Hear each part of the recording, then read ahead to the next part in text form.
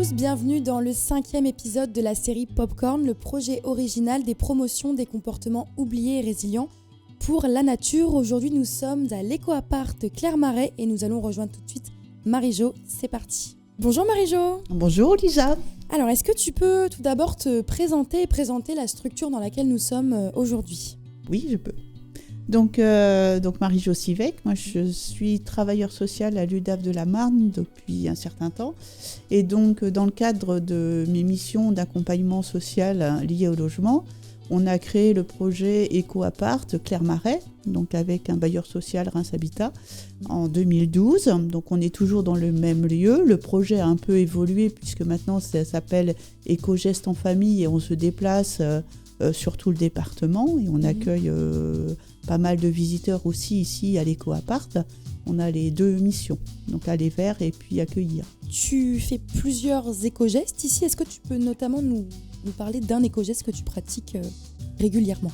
Alors ici, on en fait pas mal, puisque c'est le but un peu du lieu, c'est effectivement d'apprendre, réapprendre, de découvrir, de comprendre aussi, de faire beaucoup. On travaille beaucoup sur la prise de conscience, c'est-à-dire qu'on n'est pas dans quelque chose où on va juger, mais plutôt dans la prise de conscience et puis pour changer son comportement, faire un petit pas de côté qui va permettre un peu d'évoluer différemment par rapport à ses consommations et tout ça d'énergie.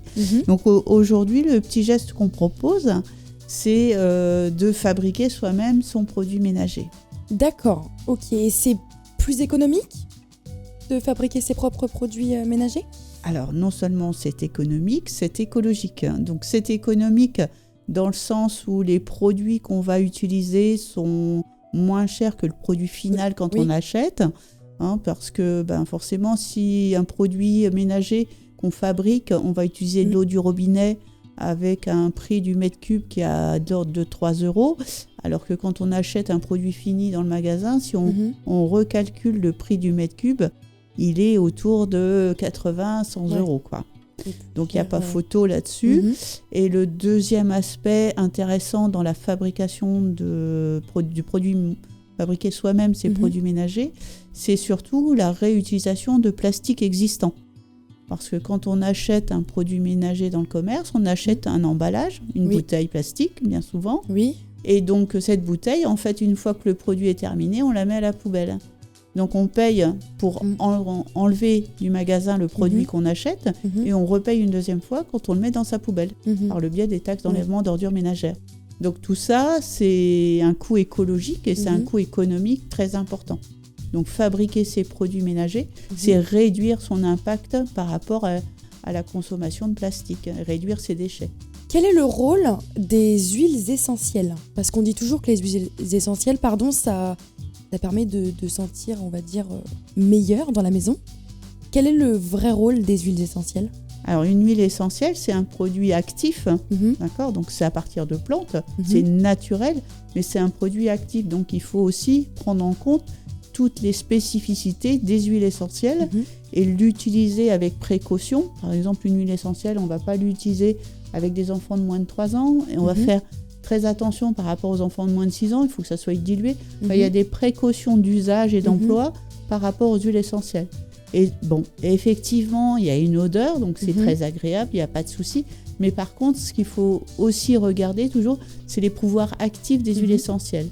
Là, pour le produit qu'on va faire ensemble tout à l'heure, le désinfectant multi-usage, on va utiliser du tea tree, puisque le tea tree, arbre à thé, c'est l'huile essentielle la plus efficace, avec des pouvoirs antifongiques, antiparasitaires, antibactériens, avec un large spectre d'action par rapport à tout ce qui est microbes et bactéries. Et c'est pour ça qu'on va utiliser le tea tree. On entend souvent dire que certains produits écolos, justement, sont dangereux. Quels conseils pourrais-tu donner pour pouvoir les utiliser en toute sécurité ? Alors, un produit fabriqué par soi-même, donc en cela, il est écolo puisqu'il est fabriqué par soi-même. Il n'y a pas de conservateur, il n'y a pas de produits additifs dedans. Donc du coup, il est plus naturel, d'accord ? Après, on utilise quand même du vinaigre ou du bicarbonate de soude. Donc c'est quand même des produits actifs. Donc en cela, un produit fabriqué par soi-même, c'est un produit qui va être aussi dans l'utilisation. On va garder les mêmes précautions. On va les tenir en hauteur pour pas que ça soit à portée de main des enfants. Ouais. On va les fermer, on va les laisser dans un contenant et dessus, on va bien indiquer ce que c'est. Parce que pour celui qui fabrique le produit, c'est évident que c'est un désinfectant. Il y a quelqu'un qui passe derrière, qui voit une bouteille alimentaire avec un contenant dedans qui peut ressembler à un jus de fruits ou de l'eau et qui va prendre ça pour autre chose. Donc il faut vraiment bien identifier sur la bouteille la nature du produit qu'on a fabriqué.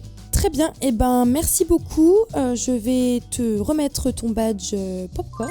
Donc tu fais officiellement partie des ambassadeurs Popcorn. Merci Lisa. Tout de suite, nous allons passer à la pratique pour fabriquer un désinfectant multi-usage. C'est parti. Nous nous retrouvons dans la cuisine de l'Eco-Apart. Tout à fait. Nous allons donc commencer notre produit désinfectant multi-usage, qui va servir donc à pulvériser sur tout ce qui est surface de la cuisine, l'évier, les plaques de cuisson, le réfrigérateur, tous les contacts alimentaires, la table et tout ça, pour désinfecter, comme on le ferait avec un produit classique du commerce. Dans un premier temps, on va prendre un verre dans lequel on va ajouter une cuillère à soupe de vinaigre blanc. Environ. Voilà. Et là, on va diluer les huiles essentielles dans le vinaigre blanc. Donc là, ça va être ce qui va être un peu plus long parce qu'il faut mesurer une cuillère à soupe de vinaigre, 3 cuillères à café d'huile essentielle. Et là, comme je disais tout à l'heure, on va prendre le tea tree, l'arbre à thé, puisque c'est celui qui a le plus large spectre désinfectant, antiparasitaire et antifongique. Donc là, j'en suis à ma 3e cuillère à café de tea tree, d'huile essentielle de tea tree. Que les huiles essentielles, elles se dissouent dans le vinaigre et pas forcément à l'eau. Surtout, je pense à toujours bien refermer mes flacons d'huile essentielle, comme on disait tout à l'heure. C'est un produit actif. Donc là, une fois que j'ai fait ça, dans ma bouteille, je vais mettre environ 500 ml d'eau chaude. L'eau chaude, j'ai fait chauffer avant dans la bouilloire. À ma cuillère à soupe de bicarbonate que je mélange à l'eau chaude. Pareil, le bicarbonate va se dissoudre à l'eau chaude. Alors je mélange, mais en faisant comme ça et pas en hauteur pour éviter d'en éclabousser tout le monde. Je vais rajouter de l'eau froide dessus pour refroidir. Les huiles essentielles, on va les diluer. Alors, il faut vraiment que la solution soit froide. On ne dilue pas les huiles essentielles si c'est chaud. Pas. Ça altère les capacités, le pouvoir des huiles essentielles. D'accord. Et donc là, on fait attention, on y va doucement parce que là, ça crée une émulsion et ça risque. Qui peut... Voilà, si on va trop vite, ça va en mettre un peu partout. J'ai déjà dit, mais c'est des produits actifs. Donc, c'est des produits qui ont des propriétés et qui vont agir sur les microbes et les bactéries. Donc, du coup, voilà. Alors, moi, j'ai l'habitude, comme on gâche pas, je rince mon verre. Et puis, pour que ça soit plus pratique à utiliser, je vais le verser dans un ancien pulvérisateur qui va me permettre de l'utiliser plus facilement. On revisse. Hop, donc c'est prêt à l'emploi. Ok, et c'est terminé contre, là. La solution est terminée. La solution est terminée. Par contre, j'ai fait ma petite étiquette au préalable pour bien très identifier le produit que je viens de réaliser comme un désinfectant et que je colle sur le flacon. Et là, on peut s'en servir tout de suite. Et là, on peut l'utiliser tout de suite.